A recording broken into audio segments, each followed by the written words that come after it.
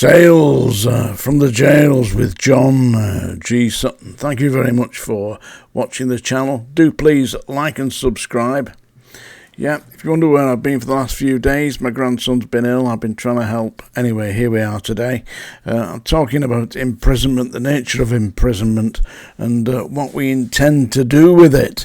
I mean, the problem that we've got, as I keep battering on about here, is that we're using prisons that were built 200 years ago, designed in the era of Napoleon, to house prisoners today in the 21st century.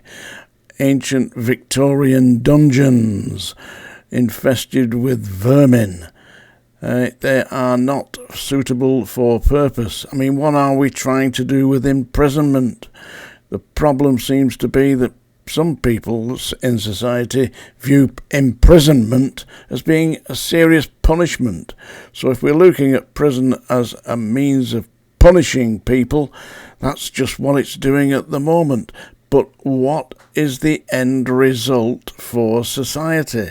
Interesting programme on television at the moment on BBC. You can get it on your iPlayer, I believe, whatever it is. You know, you look up the BBC site there and get that. It's The Way We Are Today, I believe it's called. An interesting young man there discussing prison imprisonment in the UK and comparing it to Norway, the Norwegian system, whereby they have a reoffending rate of less than 20%, and we have a reoffending rate that has been as high as 80%. It depends upon the prisons and the regime. But the answer has to be that what we're doing at the moment isn't working. People are going into prison perfectly straight. I mean, they might be in for violence or burglary, something like that. I mean, all right, they're just villains at the moment. They just get banged up in prison. But what happens to them? They get introduced to drugs in the prison, because drugs in the British prisons at the moment are a very serious issue, and I am aware that this is the case. And how do the drugs get into the prison? Well, unfortunately, it seems that the staff are smuggling them in to a certain extent. I know that there is a special team in the prison service that are investigating this. So it's got to the point now where the Home Office is spending money investigating the Home Office. How ridiculous is this? Do you know why this is? In my opinion, listen, it's just my opinion, but I've been there and done it.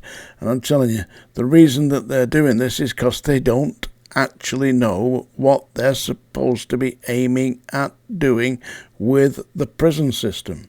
What is it for? It really, really honestly should be A, about the safety of the British public, and B, about the rehabilitation of the offenders. So there's two main reasons for putting people into prison, and that's A, protection of the British people, and B, the rehabilitation of the offender. But we don't have that at the moment. We have obviously a different criteria for putting people into prison. Otherwise, we would not be imprisoning people who fail to pay fines, who fail to actually have TV licenses, people who are basically not really criminals. They're just fallen foul of the system. And what is the system doing? I know what the system is doing, in my opinion. This is only my opinion, but think about it from your viewpoint. What do you think the system's doing? I'll tell you what the system's doing is, see this thumb? That's where you are with the system. Ooh, under the thumb. You're doing what the system tells you to do. And if you don't do what the authoritarian system tells you to do, they put you in places like Strangeways, Wormwood Scrubs, Walton Jail, Armley Jail, Wandsworth, Pentonville, Parkhurst, you name it. Take your pick. You can go there. That's it. And that's why these ancient dumps are still being used and crammed into capacity. It's to keep you in your place, to make sure that you obey all the rules and regulations, and if you don't, follow by the authoritarian code, then you are going into one of those jails. Victorian dungeons designed 200 years ago in the era of Napoleon. Seriously. Absolutely. In fact, Dartmoor was built by prisoners who were from the Napoleonic Wars. And it's still there today. Dartmoor Jail. Go and have a look. It's a horrible place. Freezing cold in the middle of nowhere, built over 200 years ago and functioning today as a prison. There are certain prisons that have been condemned by Her Majesty's Inspectorate of Prisons, but they're still being used. The reason being, nobody at the Home Office or in government has sat down with, I would believe that they should get some sociologists in there and some serious psychologists and sit down and decide what the purpose of imprisonment really is. There was a very famous TV series in the late 60s called The Prisoner. Patrick McGoohan partly wrote it, and starred in it as the prisoner. I am a free man. I am not a number. That's the one, yeah. Who is number one? You are number 6. You know what that means? Listen to John here, listen. Who is number one? And the voice from beyond that says in the village, you are number 6. Meaning that you're the boss, you're in charge, you're number one, it's your responsibility, you're putting yourself in prison. Who is number one? You are number 6. That's the answer. Are you with me? Anyway, you can look at that, because at the end, at the very final episode of The Prisoner, it shows he escapes from the island where he's supposed to be captured. It's set in Portmeirion in Wales. That's where it's filmed, but it's actually on an imaginary island, and they escape from there. But when they escape, where do they come out? They come out in London, in the middle of society, because the message behind the series on TV, The Prisoner, is that society is the prison, and that you're in that prison because you are allowing yourself to be in that prison. And that's what the actual use of imprisonment is. It keeps you in society, so you are an eternal prisoner. I've met many strange prisoners, but one of the strangest I met was George Davies, who was, by the way, a career criminal. And George Davies in the 1970s was infamous all over the country. His name was all over the place. Roger Daltrey, whose birthday was recently, he was 80 years of age.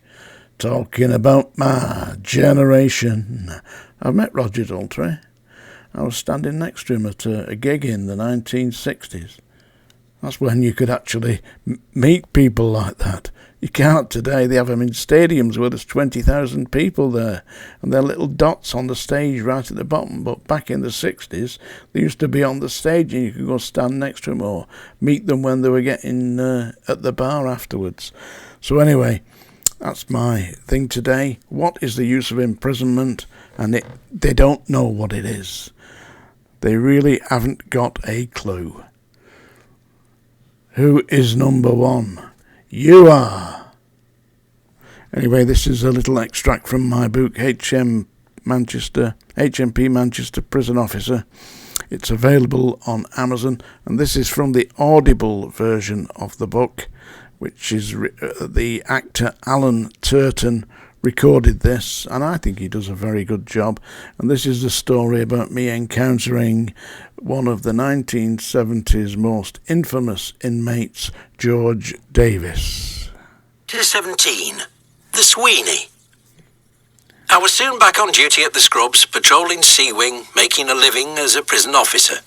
On my landing, there was a celebrity inmate whose name and image had been all over the media. On TV, front pages of the press, with banner headlines stating, "George Davies is innocent." Supporters of this convicted prisoner had even dug up the Test cricket pitch at Headingley in Yorkshire. Roger Daltrey, the lead singer of pop supergroup The Who, had appeared on stage wearing a T-shirt supporting the Free George Davies campaign. Davies was claiming that the CID in London had fitted him up. That is, according to him, the police had fabricated a case against him and planted evidence. I spoke with George Davies, and he was a larger-than-life character, full of stories about his East End gangster friends such as the Richardsons and the Crays. He told me that the case in question, the armed robbery of the London Electricity Board offices at Ilford on the 4th of April 1974, was nothing to do with him. He claimed the police had planted evidence, some samples of his blood they'd previously taken, to secure a conviction. Davies was, he said, well and truly fitted up by certain CID officers who were determined to have him imprisoned. When I asked him why, he laughed and told me that the police knew he was bang at it, doing robberies all around London, but couldn't prove anything, so they had, said George Davies, stitched him up. Davies was popular with his fellow inmates, and I could see why so many were supporting him. He was funny, interesting and gregarious, as well as being a seriously connected villain.